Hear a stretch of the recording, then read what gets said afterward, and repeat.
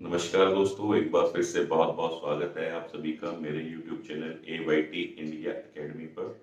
दोस्तों, आज की वीडियो में हम लोग सीखेंगे 3R concept of waste management. Waste को मैनेज करने का 3R कॉन्सेप्ट। इसमें आप लोग जानेंगे कि 3R कॉन्सेप्ट क्या है, उसको हम कैसे अप्लाई कर सकते हैं, उसके क्या क्या बेनिफिट्स हैं।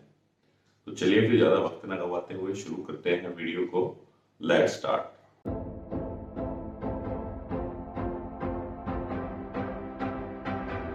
दोस्तों, अगर हम वेस्ट या कचरे की बात करें तो ये एक बहुत ही अलार्मिंग सिचुएशन है आज की डेट में, वेस्ट की या कचरे की। जो आपको तस्वीर भी दिखाई दे रही है स्क्रीन के ऊपर, ये कोई पहाड़ नहीं है। आपको देखने में लग रहा होगा कि कोई पहाड़ है, कोई माउंटेन है। ये पहाड़ नहीं है, ये कचरे का पहाड़ है, जो कि कहाँ मौजूद है? दिल्ली के अंदर मौजूद है। दिल्ली के अंदर ऐसे दो तीन पहाड़ मौजूद है जहां पर सारा जो कचरा है वो लाके डंप कर दिया जाता है। और वो कचरा इतना बढ़ते बढ़ते बढ़ते इतना हो गया है कि ऐसे लगता है कि ये पहाड़ हो, जबकि वो है कचरा। तो ये अब कचरा आ कहाँ से रहा है? तो ये कचरा सारा कौन जनरेट कर रहा है? हम लोग जनरेट कर रहे हैं। हम लोग चाहे घर पे जनरेट करें, चाहे इंडस्ट्रीज में जनरेट करें, तो ये स्क्रैप हमारा जनरेट हो रहा है। और इसके जनरेट होने का कारण है इसको प्रॉपरली मैनेज ना करना हमारे द्वारा, सरकार के द्वारा। तो आज हम इस वीडियो में यही देखेंगे कि हम जो वेस्ट है, कचरा है, उसको कैसे प्रॉपर तरीके से मैनेज कर सकते हैं, चाहे वो इंडस्ट्रियल वेस्ट हो या हमारे घर से निकलने वाला वेस्ट हो। दोस्तों, जो अर्थ है उसने हमें बहुत सारे रिसोर्सेज दिए हैं, और ये जो वेस्ट निकल रहा है, इतनी ज्यादा मात्रा में वेस्ट निकल रहा है और हम उसको प्रॉपरली मैनेज नहीं कर पा रहे हैं, तो उससे क्या है, वो जो हमारे नेचुरल रिसोर्सेज हैं उनके ऊपर भी बहुत ज्यादा इम्पैक्ट पड़ रहा है। जैसे कि समुद्र है, समुद्र में प्लास्टिक पहुंच गई है, और दूर दूर तक कई हजार किलोमीटर तक प्लास्टिक पहुंच गई है। हमारी जो लैंड है उसके ऊपर कचरा फैला हुआ है। वही लैंड के ऊपर हम गंदा पानी गिराते हैं, केमिकल का पानी गिराते हैं, वो सीधा नीचे जाता है। नीचे जाके जो हमारा ग्राउंड वाटर है उसको कंटेमिनेट करता है। तो इस तरीके से हम क्या है, जो हमारे नेचुरल रिसोर्सेज हैं उनको भी बहुत ज्यादा नुकसान पहुंचा रहे हैं। नेचुरल रिसोर्सेज किसके लिए हैं? हमारे लिए, और हम ही इनको खराब कर रहे हैं। तो इससे क्या है, हमें प्रॉब्लम्स होने लगी हैं और आने वाले समय में और ज्यादा होंगी। जैसे ग्लोबल वार्मिंग अगर आप देखो, या टेम्परेचर जो बढ़ रहा है, ये क्या है कि हम प्रॉपरली जो रिसोर्सेज हैं उनको यूटिलाइज नहीं कर रहे हैं। आज हम वीडियो में यही सीखेंगे कि कम से कम कैसे कचरा जनरेट हो, और अगर जनरेट भी होता है तो उसको हम कैसे मैनेज करें प्रॉपरली। दोस्तों, जो 3R कॉन्सेप्ट है, बेसिकली क्या है, ये वेस्ट मैनेजमेंट का कॉन्सेप्ट है, जिसका फोकस है कि कचरे को या वेस्ट को कैसे कम किया जाए। 3R क्या है? एक शॉर्ट फॉर्म है रिड्यूस, रीयूज और रिसाइकिल की। क्या है? Reduce, reuse, recycle. डिटेल में हम तीनों को, रिड्यूस, रीयूज, रिसाइकिल को आगे समझेंगे। बेसिकली 3R का अगर मैं बात करूं तो एक कंप्लीट जो पर्पस है या कंप्लीट गोल 3R कॉन्सेप्ट का है, वो क्या है? वेस्ट के अमाउंट को रिड्यूस करना। और ये जो 3R कॉन्सेप्ट है, it is applicable to both home and industry, दोनों के लिए लागू है। चाहे हम घर की बात करें, ऑफिस की बात करें, इंडस्ट्री की बात करें, तो ऐसा नहीं है कि सिर्फ इंडस्ट्री में लागू होगा या सिर्फ घर में लागू होगा। हम इसको कहीं भी इम्प्लीमेंट कर सकते हैं। इंडस्ट्री के अंदर हम 3R से रिलेटेड सजेशन स्कीम लॉन्च कर सकते हैं कि भाई, कि आप सजेशन दीजिए कि वेस्ट को कैसे रिड्यूस किया जाए। क्योंकि वेस्ट क्या है, वेस्ट में हमारा पैसा तो जा ही रहा है ना। वेस्ट किसी चीज से तो पैदा हुआ है। पैदा किससे हुआ है? वो रॉ मटेरियल से पैदा हुआ है जो हमने यूज किया। अगर हम अपने रॉ मटेरियल को प्रॉपरली यूटिलाइज कर लेंगे तो उतना कम वेस्ट जनरेट होगा। जितना कम वेस्ट जनरेट होगा, उसको हम उतना, हमें कम मैनेज करना पड़ेगा, उतना कम खर्चा आएगा, उतना कचरा या वेस्ट कम फैलेगा। तो इसलिए 3R कॉन्सेप्ट बहुत ज्यादा महत्व रखता है। तो 3R के अंदर जो सबसे पहला प्रिंसिपल है वो क्या है? रिड्यूस।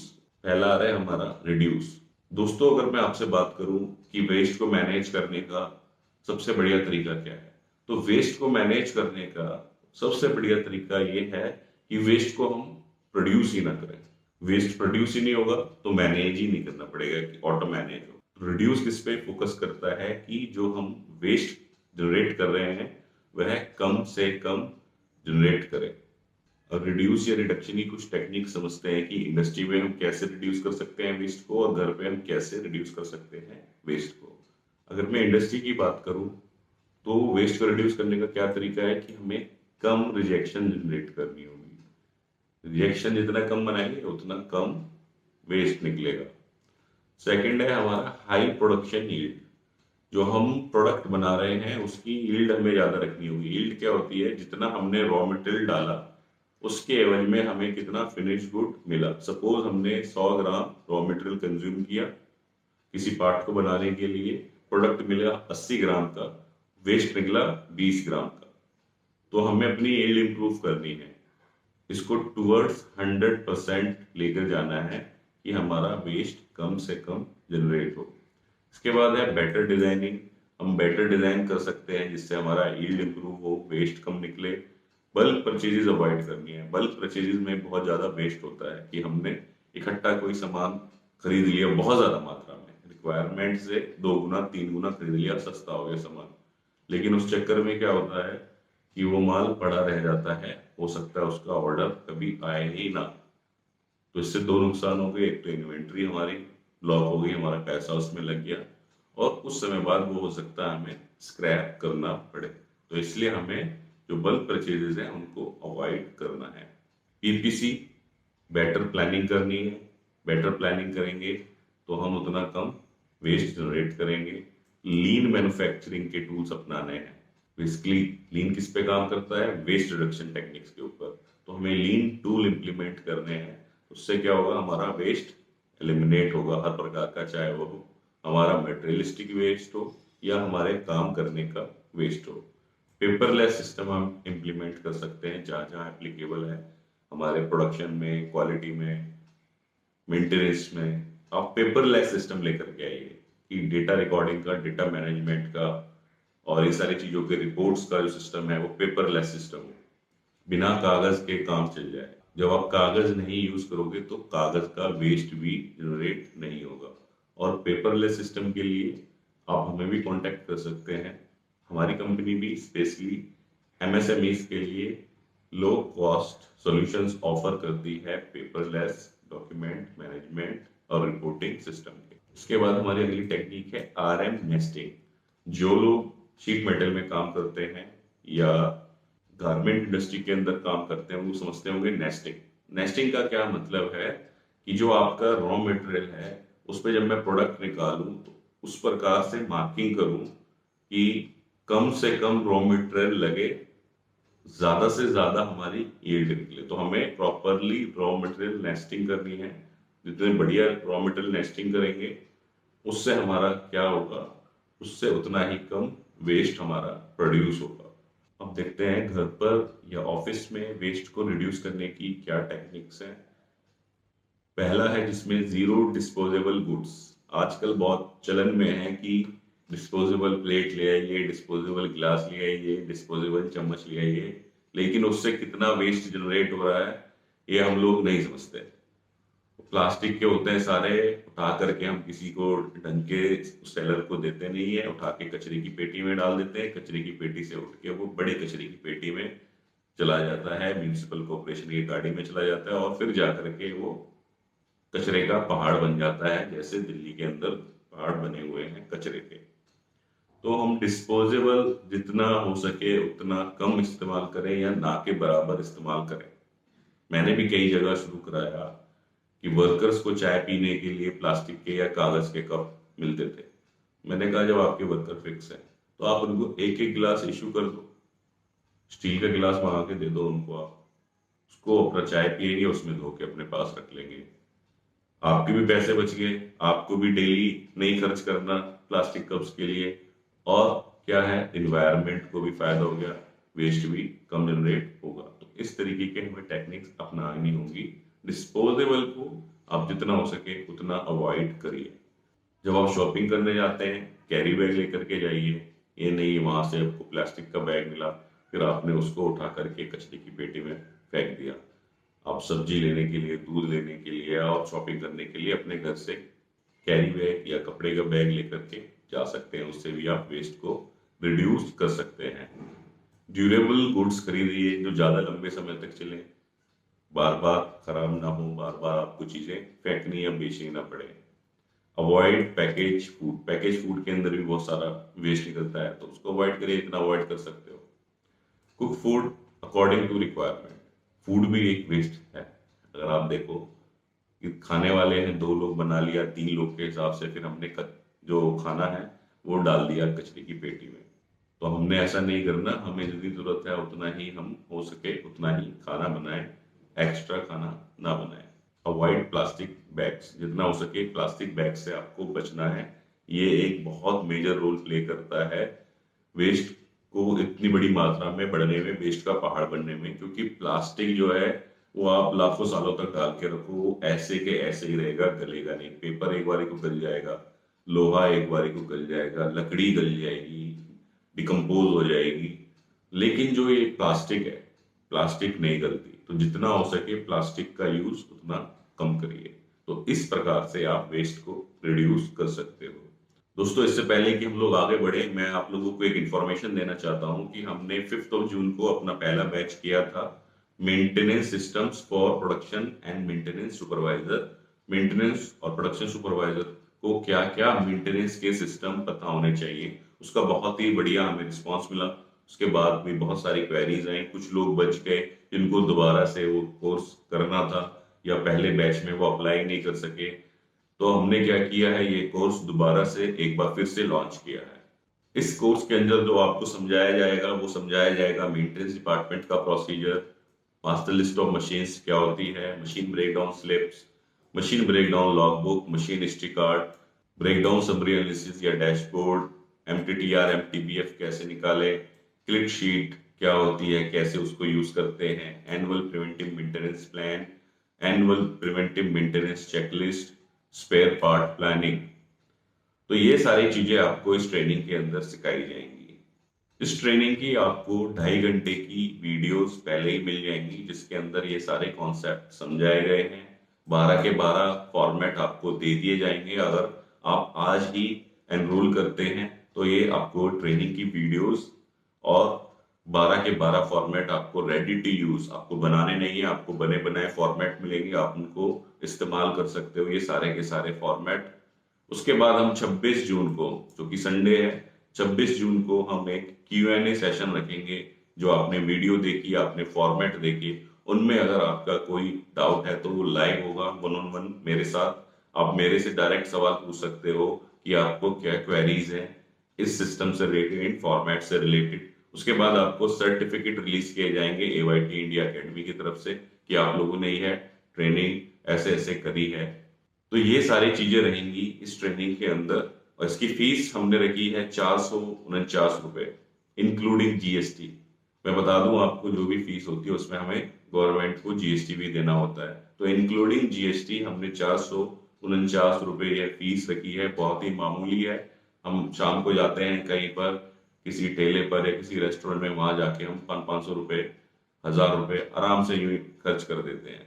और जब बात आती है अपनी स्किल अपग्रेड करने के लिए, पैसे खर्च करने के लिए, तो हमें क्या लगता है कि बहुत महंगा है जी, ऐसा है जी, वैसा है। तो इन सबको कोर्सेज को बनाने में मेहनत भी लगती है और टीम भी लगती है, इसलिए इनकी फीस लेनी जरूरी है। तो आप लोग भी अगर इस कोर्स के लिए एनरोल करना चाहते हो, मेंटेनेंस के सिस्टम समझना चाहते हो, तो मैंने लिंक जो है वो डिस्क्रिप्शन के अंदर डाला हुआ है। वहां से जाके आप रजिस्टर कर सकते हो, पेमेंट कर सकते हो। आप लोगों को जो ग्रुप है, व्हाट्सएप ग्रुप, उसमें ऐड कर दिया जाएगा और आपको सारी वीडियोस और फॉर्मेट शेयर कर दिए जाएंगे। और 26 तारीख को इसका एक लाइव ट्रेनिंग कम Q&A सेशन होगा, जिसमें आप सवाल जवाब कर सकते हो मेरे साथ। अब चलते हैं आगे। हमारा अगला कॉन्सेप्ट है रीयूज। 3R का सेकंड R हो गया रीयूज। सपोज हम रिड्यूस नहीं कर पाए, हम कचरा या वेस्ट कम नहीं कर पाए, तो हम क्या रीयूज कर सकते हैं उस वेस्ट को। तो ये रीयूज टेक्निक उसी के ऊपर काम करती है कि हम वेस्ट को कैसे रीयूज कर सकते हैं, दोबारा इस्तेमाल कैसे कर सकते हैं हम वेस्ट को। ये हमारी रीयूज टेक्निक है, जिसके अंदर वेस्ट भी हो सकता है और पुराने चीजें भी हो सकती हैं, खराब चीजें, डिस्कार्डेड चीजें, ये सारी चीजें हो सकती हैं, जिसको हमें दोबारा से इस्तेमाल के काबिल बनाना है, हम उसको दोबारा से इस्तेमाल कर सके। क्योंकि अगर हम दोबारा से इस्तेमाल नहीं करेंगे तो क्या होगा, वो जाएगा कहाँ पर, कचरे की पेटी में, और फिर जाके वो इकट्ठा होगा एक जगह। तो रीयूज कैसे किया जा सकता है इंडस्ट्री के अंदर, कि जो रिजेक्टेड पार्ट है, सपोज कोई पार्ट हमारे रिजेक्ट हो गए, या हमारा स्क्रैप कुछ बच गया, हमने शीट मेटल का पार्ट लिया, उसमें साइड में 100 mm की शीट बच गई, कि हमारा टूल का डिजाइन ऐसा है या पार्ट का डिजाइन ऐसा है कि वो लास्ट में बचेगा ही बचेगा। तो जो वो हिस्सा बचा है, क्या हम उसमें छोटे पार्ट निकाल सकते हैं काट करके? जैसे वॉशर वगैरह मैंने देखे हैं कि लोग स्क्रैप से बना देते हैं। वो कैसे बनाते हैं, इंडस्ट्रियल वेस्ट जो होता है, जो शीट मेटल की पट्टियां होती हैं, उसमें से काट करके वॉशर निकाल लेते हैं, छोटे कंपोनेंट्स निकाल लेते हैं। तो ये क्या, रीयूज हो गया। ऐसे ही अगर आपके पार्ट कुछ रिजेक्ट हो गए, सपोज आपका कोई एक शाफ्ट रिजेक्ट हो गई 20 डाया की, लेकिन आपके पास सेम मटेरियल में क्या कोई प्रोडक्ट आया 15 डाया का, तो आप उसको क्या करोगे, टर्न करके 15 डाया का मटेरियल आप आसानी से तैयार कर सकते हो। तो हमने क्या करना है, प्रोडक्ट को रीयूज करना है। इसके बाद है पैकिंग मटेरियल को आप स्टोरेज बिन की तरह यूज कर सकते हो, कि बहुत सारे गत्ते आते हैं, बहुत सारे पैलेट बिन्स आते हैं, तो आप उनको क्या है, पैकिंग मटेरियल स्टोर में एज ए बिन भी इस्तेमाल में ला सकते हो, कि आप सीधा उसको कचरे में फेंको, उससे बेटर है आप उसको काट के प्रॉपर एक बिन की तरह बना लो सही ढंग से, और उसको आप बिन की जगह स्टोरेज बिन में इस्तेमाल करो जो पैकिंग का मटेरियल आया है। पैलेट्स या बिन आती है सप्लायर, कई बार क्या होता है, हम कुछ मटेरियल मंगाते हैं, तो उसके साथ क्या होता है, पैलेट आ गया, कोई स्टैंड आ गया। जैसे मोटर वगैरह मंगाओगे तो उसकी एक पूरी एक जाली बन के आती है, हेवल्स वगैरह से लेते हो, तो क्या कर सकते हैं, हम उसको एक यूज कर सकते हैं, उसको बिन बना सकते हैं। साइड में जाली लगा दी, बिन बन गई। लकड़ी का पैलेट आया मशीन के साथ, उसको हटाया, उसका हमने अपने सामान रखने का पैलेट बना लिया, या उससे कोई हमने टेबल बना ली। ये क्या हो गया, दोबारा इस्तेमाल हो गया स्क्रैप का या अनयूज्ड आइटम का। पर्पस ऑफ पार्ट, कि जो पार्ट किसी पर्पस के लिए बना था, उस पर्पस के लिए वो रिजेक्ट हो गया, क्या उसको दूसरे किसी पर्पस के लिए इस्तेमाल किया जा सकता है, दूसरे किसी काम के लिए इस्तेमाल किया जा सकता है, तो आप यह भी कर सकते हो। घर में हम रीयूज कैसे कर सकते हैं, कि जो हमारे कपड़े हम अब नहीं पहनते, पुराने हो गए, या सही हालत में हमें अब नहीं आते, हमें फिट नहीं होते कपड़े, तो वो आप कपड़े डोनेट कर सकते हो किसी जरूरतमंद को, तो आप उनको डोनेट कर दो, आपने दोबारा से उनको इस्तेमाल कर लिया। कुछ पैकिंग्स निकलती हैं, बोतलें आती हैं, आप कितना भी कुछ कर लो, प्लास्टिक भरा पड़ा है, प्लास्टिक कुछ बोतल्स आ गई, बहुत सारी चीजें आ गई। आपने जनरली देखा भी होगा, आजकल बहुत ट्रेंड चल रहा है, जो पानी की जो बोतल है या कोल्ड ड्रिंक की जो बोतल है, लोग उसको काट काट कर मिट्टी डालकर उसके अंदर गमले बना रहे हैं। तो आप उनको क्या है, कन्वर्ट कर सकते हो किसी पर्पज से। मैंने तो ऐसा भी देखा है, बहुत सारे लोग जो कोल्ड ड्रिंक की बोतल आती है उसी को धो धा के उसी को पानी की बोतल बना लेते हैं, उसी को रीयूज कर लेते हैं। तो इस तरीके के आप चीजें कर सकते हो कि आप उनको रीयूज करो, गमले बना लो, किसी और पर्पज में आप उनको रीयूज कर लो। जितना रीयूज कर लोगे उतना कम वेस्ट हमारा प्रोड्यूस होगा। और सबसे अहम क्या है, कि आपको ज्यादा क्रिएटिव होना होगा, आपको सोचने का अपना तरीका नजरिया बदलना होगा। जैसे आपको स्क्रीन पे दिख रहा है टायर्स, टायर्स से हमने कितने तरीके की चीजें बना दी, बैठने का सिस्टम बना दिया। आप भी सोचो ऐसा कर सकते हो क्या? हमारे यहाँ भी ये पर्सनल में नहीं है, लेकिन बाहर क्या है, बाहर लेबर बड़ी महंगी है, चीजें बड़ी महंगी है, तो वहां पर लोग क्या करते हैं, इसको DIY बोलते हैं, डू इट योर सेल्फ। खुद ही वो चीजों को कन्वर्ट करके कुछ सोफा बना दिया, कुछ बैठने का सिस्टम बना दिया, गार्डन में लगा दिए टायर, उसका गमला बन गया, देखने में सुंदर हो गया। तो इस तरह की चीजें करते रहते हैं। जैसे ड्रम्स आपको दिख रहे हैं, ड्रम्स का कन्वर्ट करके हमने सोफा बना दिया। ये पानी की बोतल दिख रही है, पानी की बोतल का यूज करके हमने क्या किया, बर्ड फीडिंग का सिस्टम बना दिया, कि पक्षियों के दाना चुगने की जगह बना दी। तो आपको क्या होगा, क्रिएटिव बनना होगा। क्रिएटिव या तो आप खुद से होगी या सर्च करोगे, गूगल पे एक बार डालो, कोई भी चीज आपको रीयूज करनी है, आपको 36 तरीके के आइडियाज मिल जाएंगे, वहां से आप उसमें से देखो और अपना बना लो। तो ये हो गया हमारा रीयूज कॉन्सेप्ट। इसके बाद आता है रिसाइकलिंग। जो वेस्ट ना तो रिड्यूस हो सका, ना तो हम वेस्ट को कम कर सके, ना उसको हम दोबारा इस्तेमाल में ला सके, रीयूज कर सके, उसके बाद हमारे पास एक ही ऑप्शन बन जाता है, किसका, रिसाइकलिंग का, कि हम उस मटेरियल को रिसाइकलिंग करें। साइकिल क्या है? पहिया। री क्या है? दोबारा। मतलब उस मटेरियल को हम दोबारा से गला के काट के दोबारा से इस्तेमाल में ले लें।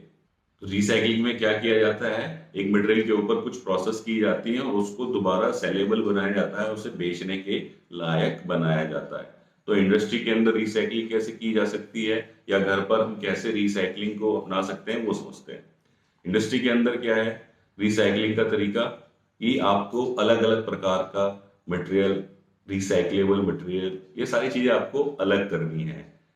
जैसे कि आप अगर इंजेक्शन मोल्डिंग को समझते हैं तो उसके अंदर क्या होता है, जो कोई पार्ट रिजेक्ट हो गया, रनर रह गया, कुछ चीजें रह गई, तो आप उसको दोबारा से रीग्राइंड कर सकते हो, दोबारा से काट के दोबारा से आप उसको रॉ मटेरियल बना सकते हो, दोबारा से इस्तेमाल में ला सकते हो अगर आपको कस्टमर अलाउ करता है तो ये भी क्या है, आप रिसाइकल कर रहे हो। उसके बाद क्या है कि आपका रिसाइकलिंग जो मटेरियल है वो आप एक रिसाइकलर को दो, जो रिसाइकलिंग करता है आप उसको रिसाइकलर को दो, नॉर्मल सेलर को देने के बजाय रिसाइकलर को दो, दोबारा से जो रिसाइकलिंग करता है। प्लास्टिक का तो बहुत ज्यादा रिसाइकलिंग की जाती है कि आपकी जो बोतलें निकली, बहुत सारी चीजें निकली, उससे काट के उन्होंने दाना बना लिया, अब दाने से बहुत सारी चीजें बन सकती हैं। और क्या है कि जी आप रिसाइकलिंग की सेटअप लगा सकते हो, इंडस्ट्री लगा सकते हो, आपके पास कुछ ऐसा प्रोडक्ट है जिसको दोबारा से गला करके, सपोज आप कास्टिंग करते हो और आपने एक प्रेस शॉप भी लगा रखी है, तो प्रेस शॉप पे जो मटेरियल निकला उसको डाल करके गला दो, आपकी कास्टिंग में काम आ जाएगा। तो आप इस तरीके के प्रोसेस भी आप खुद इन हाउस अगर कैपेसिटी रखते हो तो इन हाउस लगा सकते हो। तो इस तरीके से आप मटेरियल को रिसाइकल कर सकते हो इंडस्ट्री के अंदर। अब देखते हैं घर में रिसाइकलिंग कैसे की जा सकती है। तो घर में रिसाइकलिंग के भी तरीके हैं कि आप जो भी प्लास्टिक बैग निकल रहे हैं, चाहे आपकी दूध की थैलियां हैं, पोलोथीन है, और भी कई सारी चीजें हैं, तो उसको आप कलेक्ट कर सकते हो और एक रिसाइकलर को बेच सकते हो। ऐसी आजकल बहुत सारी एनजीओज भी चलती हैं, एजेंसीज भी हैं, जहां पर आप अपनी पॉली बैग वगैरह इकट्ठा कर करके बेच सकते हो। आप वहां उनको भेजोगे और वह लोग उसको रिसाइकलिंग करके कुछ और मटेरियल बना लेंगे, उसको कुछ और कन्वर्ट कर लेंगे। कई बार वो रीयूज भी उसको कर सकते हैं कुछ और चीजें बनाने के लिए। ऐसे ही आप पेपर, गत्ता, इस तरीके के जो भी रिसाइकलेबल मटेरियल है उसको आप इकट्ठा करो और नॉर्मल स्क्रैप वाले को भेजने के बजाय, बेचने के बजाय आप उसको किसी रिसाइकलर को दो। रिसाइकलिंग की भी बहुत अहमियत है, क्योंकि जो पैसा, जो एनर्जी एक नया मटेरियल बनाने में बनती है, रिसाइकलिंग करने में उसमें कम मेहनत, कम पैसा, कम एनर्जी, कम पोल्यूशन जनरेट होता है।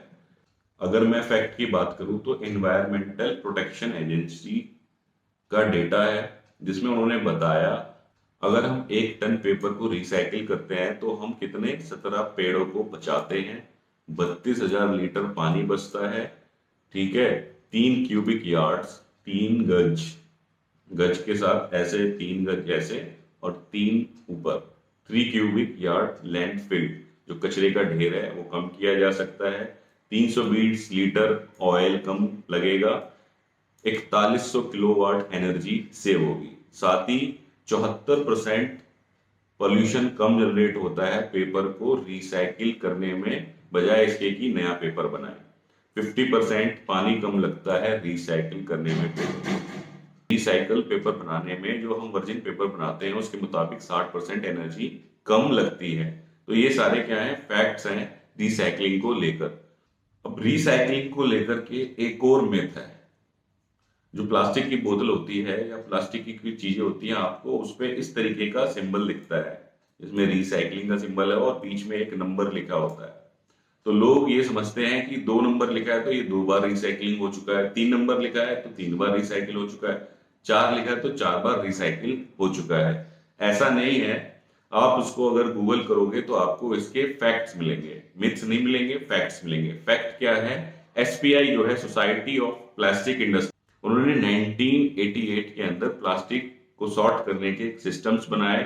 उसके तहत उन्होंने ये सिंबल्स को बताया और उनको समझाया कि ये सिंबल्स यूज करने हैं आपको जब आप कोई प्रोडक्ट बना रहे हो जो कि मार्केट में जा रहा है, तो आपको ये रिसाइकलिंग वाले सिंबल्स यूज करने हैं, ताकि जब वो रिसाइकलर पर पहुंचे तो वहां पर उनको वो सॉर्ट कर सके। क्योंकि प्लास्टिक भी एक प्रकार की नहीं है, कई प्रकार की प्लास्टिक होती है।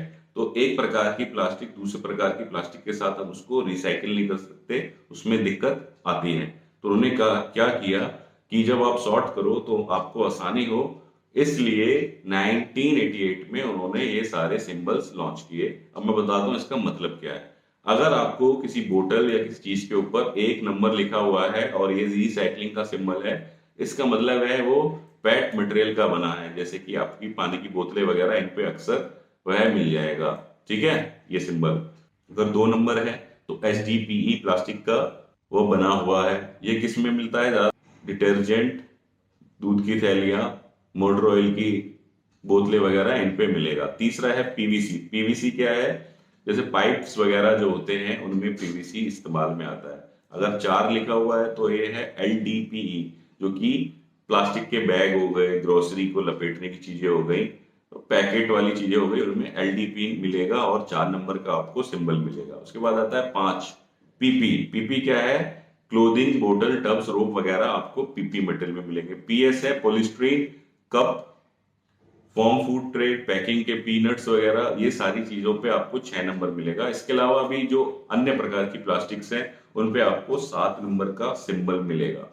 तो आपने अब ये नहीं समझना कि अगर 3 नंबर लिखा हो तो ये 3 बार रिसाइकिल हो चुका है। 3 नंबर का मतलब है यह PVC से बना हुआ है, और ये इसलिए दिया गया जब वो प्लास्टिक सॉर्टर के पास पहुंचे, प्लास्टिक रिसाइकलर के पास पहुंचे, तो मटेरियल को आसानी से सॉर्ट किया जा सके। उम्मीद है दोस्तों वीडियो आप लोगों को पसंद आई होगी। वीडियो अगर पसंद आई है तो वीडियो को लाइक करना ना भूलें, और अगर चैनल पर पहली बार आए हैं तो चैनल को सब्सक्राइब करना ना भूलें। धन्यवाद।